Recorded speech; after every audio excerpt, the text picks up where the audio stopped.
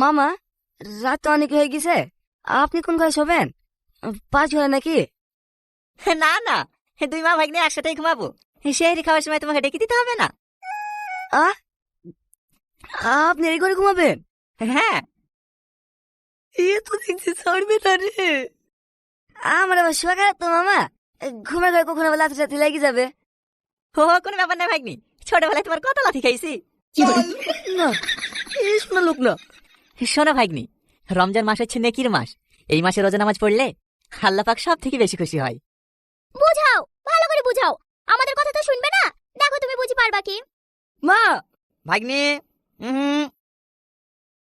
এলো ভাই তোমার পান। মাকে কি ওইভাবে গরম দেখায়? যে তোমাকে কথা বলে শিখিছে তাকেই গরম দেখাইছো? একটা কথা মাথায় রাখবা, মায়ের পায়ের নিচে ছেলেদের জান্নাত। মাকে কোনোদিনও কষ্ট দেওয়া যাবে না। পাগল ছেলে একটা। খেয়াল ভাগ্নি, কোথায় যাচ্ছ? একটু পোষা ফিরতে আছি। পোষা ফিরতে পানি লিবা? ঠিক আছে মামা।